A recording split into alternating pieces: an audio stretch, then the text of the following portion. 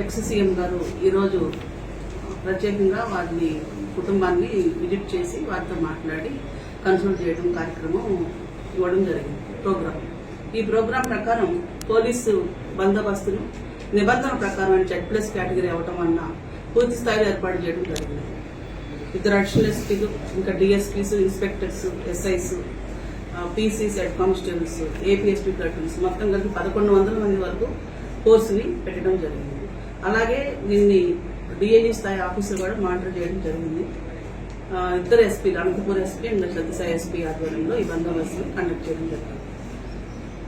ఈ గ్రామం చాలా చిన్న గ్రామం అవ్వడం, తర్వాత గ్రామానికి వెళ్లేటువంటి రూట్లు చాలా చిన్నగా ఉండటం, నేరోగా ఉండటం కారణంగా ఎక్కువ మందిని తరలించవద్దని చెప్పి అది నాయకులకి ప్రత్యేకంగా ఫోన్లో చెప్పడం జరిగింది. అలాగే నిన్న ప్రెస్ స్టేట్మెంట్ ఇవ్వడం కూడా జరిగింది.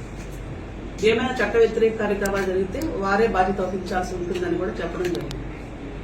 ఈ క్రమంలో ఈరోజు పబ్లిక్ చాలా ఎక్కువ మొత్తంలో తరలించడం, ఎన్ఎస్ గేట్ నుంచి వాళ్ళని పంపించే క్రమంలో 2 ఫ్యాక్షన్ విలేజ్ల మధ్యలో ఉండడం, గుడ్డి మధ్య అండ్ హరిపురం అనే విలేజెస్, ఆ విలేజ్ దగ్గర కూడా పూర్తి స్థాయిలో బందోబస్తు పెట్టి ఎటువంటి అవాంఛనీయ సంఘటన జరగకుండా పోలీసులు గట్టి చర్యలు తీసుకోవడం జరిగింది.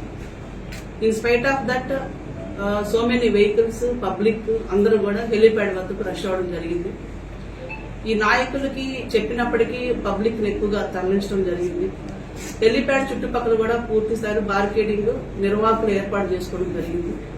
ఎప్పుడైతే హెలీప్యాడ్ దగ్గర ఏర్పాట్లు మొదలు పెట్టారో వెంటనే dog squad, bomb disposal team, తర్వాత ఒక గార్డ్, ఏఆర్ గార్డు, లైటింగ్, తర్వాత సీసీ కెమెరాలు కూడా ఏర్పాటు చేయడం జరిగింది. అదేవిధంగా నిన్న రాత్రి పుట్టపర్తి ఎస్డిపిఓని ఆయన టీంని హెలీప్యాడ్ ఇన్ఛార్జిగా పెట్టడంతో ఆయన నిన్న సాయంత్రం కూడా విజిట్ చేసి అక్కడ బార్కేడింగ్ ఇంకా పటిష్టంగా ఏర్పాటు చేసుకోవాలని నిర్వాహకులకు కూడా తెలియజేయడం జరిగింది. ఈ క్రమంలో మార్నింగ్ 7 o'clock నుంచి కూడా ఫోర్స్ ని డిప్లాయ్ చేయడం జరిగింది. అందరూ కూడా 6 గంటలకే రోడ్డు పాయింట్స్ లోకి వచ్చారు. హెలీప్యాడ్ లో 7 గంటలకే ఫోర్స్ ని పంపడం జరిగింది. ఒక హెలీప్యాడ్ కి సుమారు 150 మందిని పోస్ట్ చేసాం. తర్వాత మళ్ళా అడిషనల్ గా ఫోర్స్ ని కూడా ఎక్కువ మంది పబ్లిక్ ని ఇక్కడ గ్యాదర్ చేస్తున్నారనే సమాచారంతో అడిషనల్ గా ఫోర్స్ ని పంపించి సుమారు 250 మంది వరకు ఫోర్స్ ని హెలీప్యాడ్ కి ఎక్కువగా పంపించడం జరిగింది.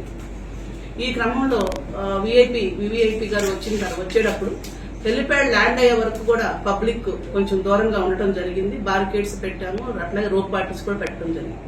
ఎప్పుడైతే చాపర్ ల్యాండ్ అయిందో వెంటనే హెలీప్యాడ్ దగ్గరికి పబ్లిక్ ఎక్కువగా రష్ అవడం, బారికేడ్లు వాటిని తోసేయడం, తర్వాత రోప్ ను కూడా తోసేసుకుంటూ రావడం, ఇవన్నీ కూడా డ్రోన్ లో ప్లస్ సీసీ కెమెరాల్లో విజువల్స్ లో రికార్డ్ అయింది. ఇది చేయడం జరిగింది. కొంతమంది పబ్లిక్ ఎక్కువగా రష్ అవడం జరిగింది చాపర్ దగ్గరికి. ఏపీ గారు చాపర్ నుండి బయటికి రావడం, ఆయన్ను సేఫ్టీగా స్పెషల్ పార్టీస్ ని పెట్టి, రోప్ పార్టీస్ ని పెట్టి వెహికల్ లో తీసుకుని కాన్వాయ్లోకి తీసుకుని వెళ్ళడం జరిగింది. ఈ కాన్వాయ్ సుమారు విలేజ్ కి వెళ్ళడానికి దగ్గర 40 minutes పట్టింది. దారిలో కూడా అనేక మంది కార్యకర్తలు, అంత చిన్న గ్రామం అయినప్పటికీ వేల సంఖ్యలో రావడం జరిగింది. సుమారు 2000 మంది వరకు ఇంటి దగ్గర గ్యాదర్ అవడం జరిగింది. ఆ ఇంటి దగ్గర కూడా చాలా తక్కువ ప్లేస్ లో చాలా రష్ గా ఉన్న పరిస్థితుల్లో వాళ్ళని వివిఐపి గారిని చాలా సేఫ్టీ అండ్ సెక్యూరిటీ మెజర్స్ కి తీసుకెళ్లడం, ఆయన అక్కడ దర్శించడం, వాళ్ళతో మాట్లాడడం, తర్వాత ప్రెస్ మీట్ కూడా అక్కడే పెట్టడం జరిగింది. ఈ ప్రెస్ మీట్ లో పలు వ్యాఖ్యలు కూడా చేయడం జరిగింది.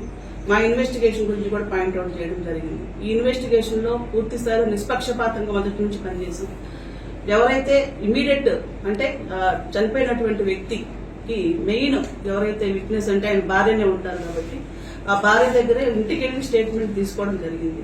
అక్కడే ఆమె ఎడ్యుకేటెడ్ కాకపోవడం వల్ల వేలిముద్రలు తీసుకొని ఆమెతో మాట్లాడి దాన్ని రికార్డ్ చేసి స్టేట్మెంట్ ప్రకారం, కంప్లైంట్ ప్రకారం కేసు రిజిస్టర్ చేయడం జరిగింది. వితిన్ 24 hours లో యాక్షన్ తీసుకోవడం జరిగింది. ఫినరల్ అయిపోయిన తర్వాత కూడా పటిష్ట బందోబస్తు ఏర్పాటు చేసి ఊర్లో ఇంకా పికెట్లు ఇప్పటికీ కొనసాగుతూ ఉన్నాయి.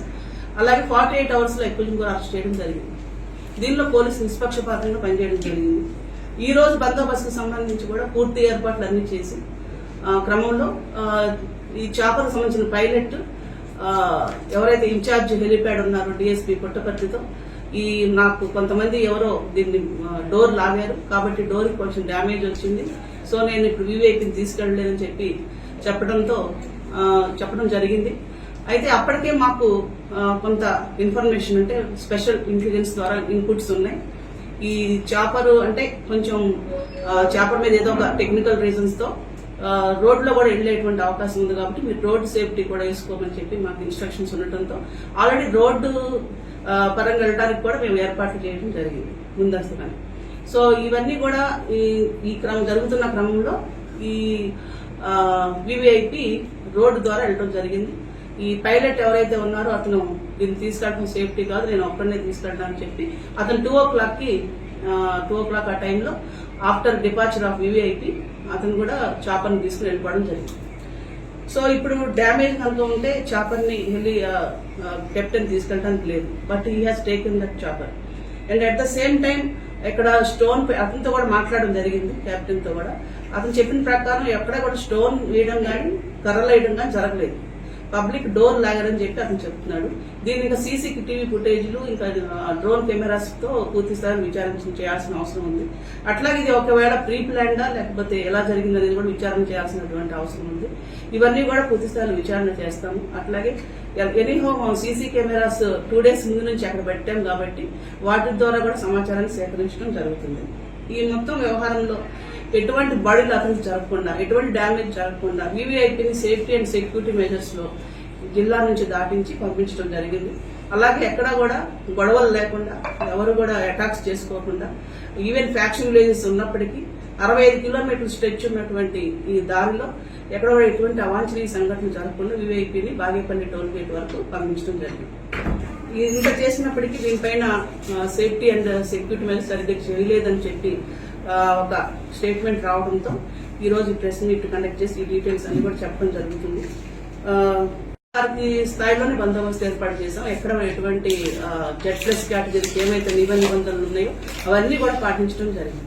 పోలీసు పూర్తి స్థాయిలో చాలా కష్టపడి, చాలా సంయమనంతో, చాలా ఓపికగా, కొంతమంది ఫెరోషియస్ గా ఉన్నప్పటికీ రెచ్చగొట్టే విధంగా మాట్లాడినా, స్లోగన్స్ చేసినా, షౌట్ చేసినా వీటన్నిటిని కూడా మేనేజ్ చేసుకుంటూ ఆపోజిట్ పార్టీల నుంచి కూడా ఎటువంటి అపోజిషన్ కూడా లేకుండా అందరికి నచ్చజెప్పి ఊర్లలో కూడా అందరితో నిఘా ఏర్పాటు చేసి సంయమనంతో పోలీసు పనిచేసి చాలా కష్టపడి ఈ బందోబస్తు చేయడం జరిగింది.